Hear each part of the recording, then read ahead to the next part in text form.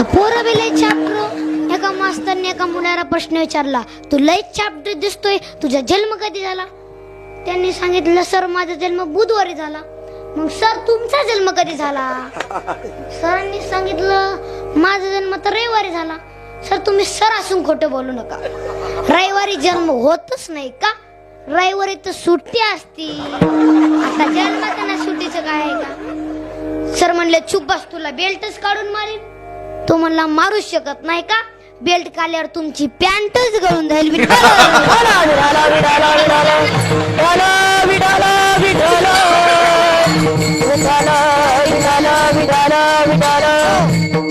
एक म्हणलं, महाराज तुम्ही कीर्तन करताना माझ्या प्रश्नाचे उत्तर द्या. राहून आलं तोंड किती? मी म्हणलं 10. तू एका अंगावर कसं झोपत असल? मी म्हणलं, मला नाही माहित, ते मारुतीला विचारायला लागलं. आता तो पट्ट्या लंकेत गेलता ना, आपण दुसऱ्याच्या गावात जाऊन चुप बसतो, गाव दुसऱ्याचे झपकतील. हे गावात तिथल्या मार्काची जाऊन मालकाची जाडी जाळली. हनुमंत महाबली दाढी रावणाची जाळली, दाढी रावणाची जाळली, दाढी रावणाची जाळली. हनुमंत महाबली रावणाची दाढी जाळली, दाढी रावणाची जाळली, दाढी रावणाची जाळली.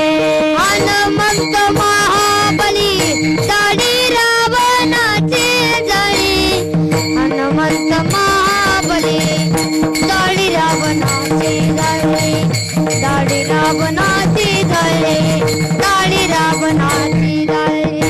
हनुमंत महाबली दाढी रावणाची जाळी, दाढी रावणाची जाळी, दाढी रावणाची जाळी, दाढी रावणाची जाळी, दाढी रावणाची जाळी. दाढीच न जाळे, मिस सुद्धा जाळल्या. सोन्याची लंका होती, सोन्याची लंका सुद्धा जाळली. एवढी ताकद होती. एवढी ताकद का? अंजनीच्या तपासाठी अंजनी माताने तप करत बसलो होतो.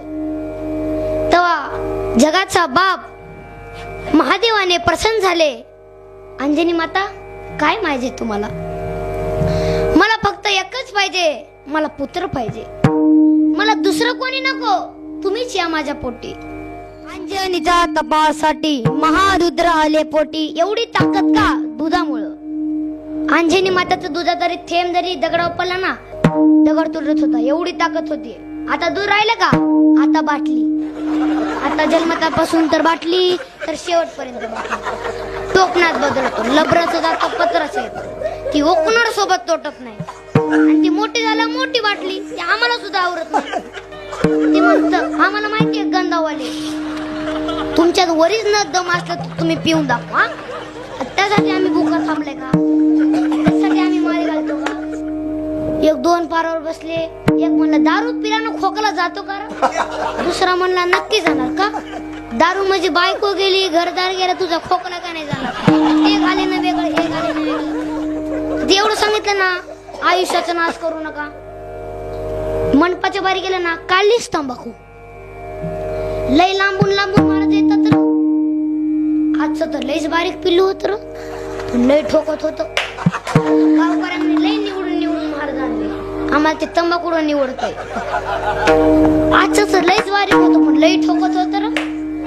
त्यांनी तर सांगितलं ना, पुड्या खाऊ नका, सांगितच असत्यात. हो हो म्हणायचं असतं, त्यांचा धंदाच आहे. अरे नका करू नाश आयुष्याचा, नका करू नाश आयुष्याचा, नका करू नाश आयुष्याचा, नका करू नाश. आता तरी पुढे ह्याची उपदेश.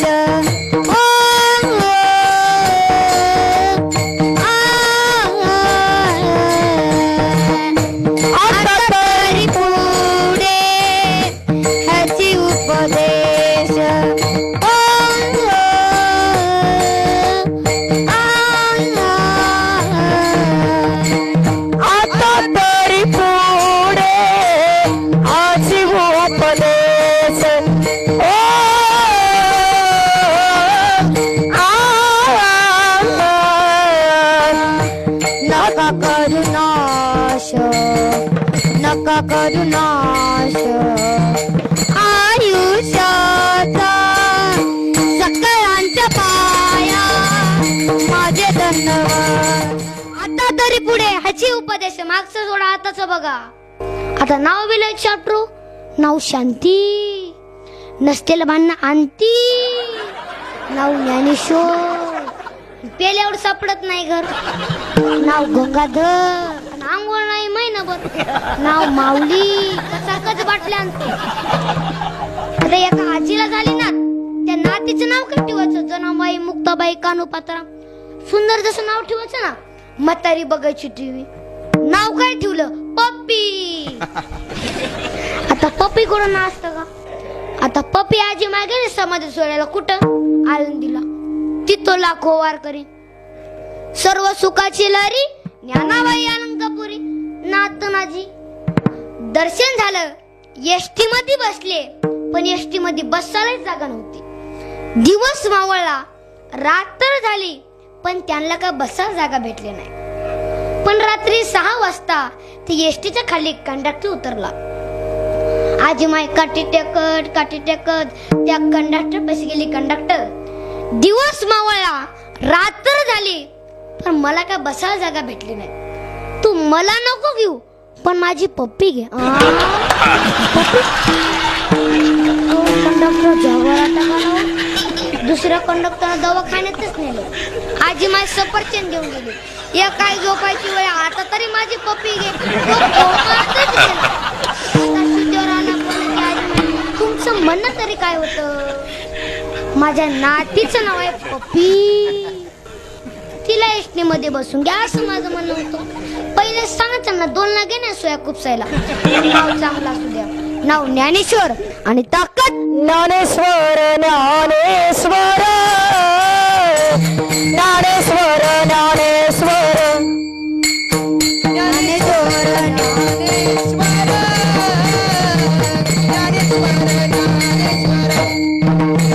मुखी मनता सुपती तेर मुखी मनता सुपती तेर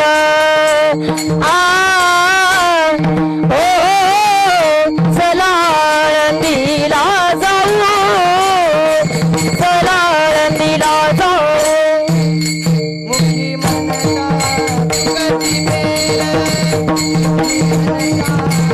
सुपती तेर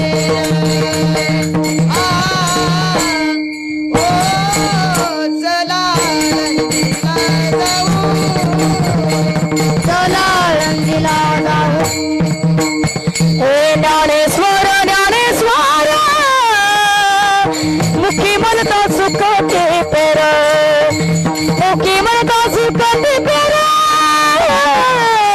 मुखी म्हणता सुखते पेर